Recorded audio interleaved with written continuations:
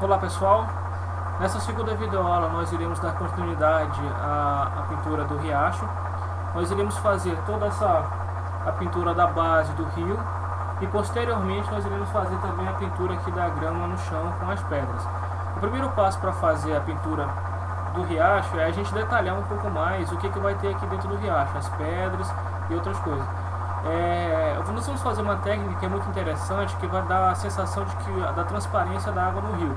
Como esse aqui é um riacho, nós vamos ter uma certa corrente de água passando, então ela não vai ficar totalmente cristalina, mas ela vai ficar transparente o suficiente para que você entenda que é água e que dá para ver o fundo do mar, o fundo do rio.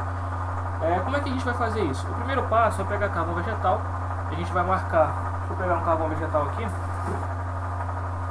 na mão, e eu vou fazer as marcas mais ou menos onde eu quero que fiquem aparecendo as pedras ou o fundo do riacho. Então eu vou fazer isso aqui, eu vou acelerar a câmera para que vocês possam ver como é que é o processo. A partir daí a gente conclui, eu vou mostrando para vocês como é que faz o efeito para dar a sensação de transparência na água, ok? Então vamos lá.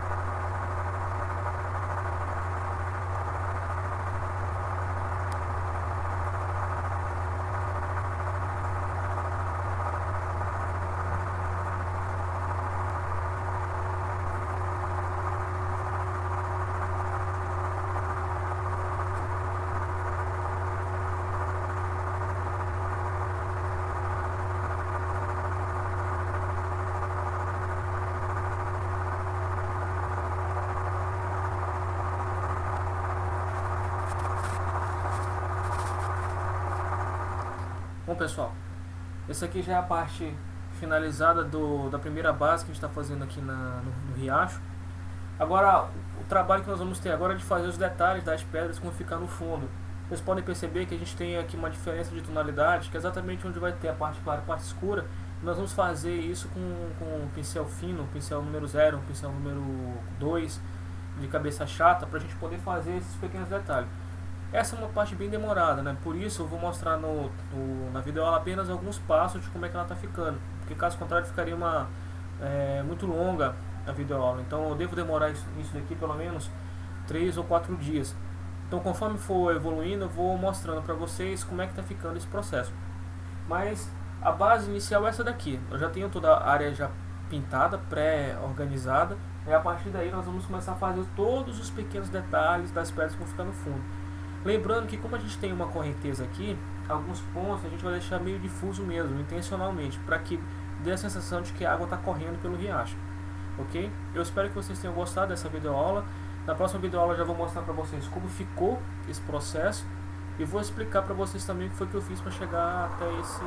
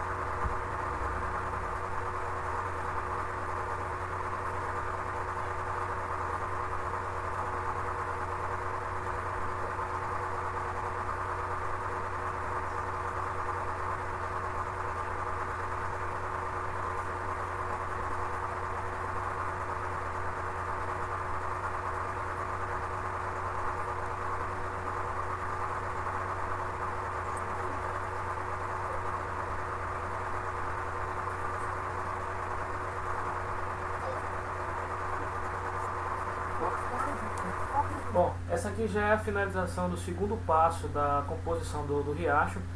Você lembra que eu comentei que nós demoraríamos pelo menos 3 dias para a gente finalizar essa pintura?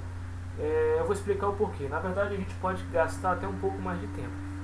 A primeira etapa que nós fizemos, como você pode lembrar, nós fizemos toda a composição do rio, né, com apenas algumas cores básicas. Eu utilizei apenas terra de cena natural, terra de cena queimada, sépia e um pouco de amarelo ocre. Deixei algumas marcas para que a gente pudesse entender como é que ficaria o veio do rio, desse lago. A segunda etapa, no entanto, ainda a tinta estava um pouco molhada, que dá para facilitar a pintura. Eu fiz as partes mais escuras para dar profundidade para a pintura, para aparecer um pouco mais as pedras, para dar a impressão de que o lago é um pouco mais fundo. Apliquei também uma camada azulada aqui onde vai ficar o reflexo da água na tela ainda. Posteriormente nós vamos trabalhar com a parte mais clara, que seria o branco, o reflexo bem mais claro do rio. É o que vai dar realmente a sensação de volume de água. Só que para que a gente possa fazer isso, essa tinta tem que estar completamente seca. Não pode haver nenhum tipo de parte ainda molhada, porque no momento que a gente passar o branco por cima, ele vai misturar com a tinta que está embaixo. A gente não quer que isso aconteça, porque o tipo de luminosidade que nós vamos trabalhar aqui é o branco intenso, que é exatamente aquele momento quando você olha para a água, o reflexo do sol vem direto para você e fica bem claro, bem branco. Se a tinta estiver molhada embaixo, a gente não vai conseguir fazer esse efeito, porque no momento que a gente passar o branco, ele vai misturar com a tinta que está embaixo, e a gente não quer que esse efeito aconteça. E como o reflexo da água ele não costuma ser difuso, ele é uma coisa bem nítida, pelo menos esse reflexo mais branco, ele é bem nítido, a gente também não pode correr o risco de passar e a extremidade dele fica borrada, ele tem que ficar bem nítido. Por isso a gente vai precisar esperar secar. Enquanto seca, na próxima videoaula nós já podemos trabalhar toda essa área aqui de vegetação. Inclusive, nós já podemos trabalhar também todas as rochas que estão aqui no caminho. Elas não vão influenciar mais na tela.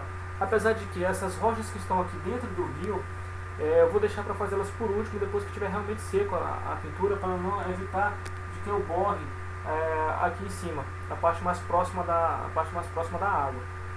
Eu espero que você tenha gostado do efeito que está ficando. Ainda vai vir muito mais coisa, ainda vai vir muito mais detalhe, principalmente com relação ao reflexo da água, e a gente vai poder ver isso nas aulas subsequentes. Na próxima videoaula, nós vamos ver exatamente como fazer toda essa área aqui de vegetação. Provavelmente aqui em cima já vai estar seco, eu preciso que esteja seco aqui essa área do fundo para poder a gente trabalhar as árvores. Mas nesse meio tempo a gente já pode trabalhar toda a grama e toda a vegetação rasteira que vai ficar aqui.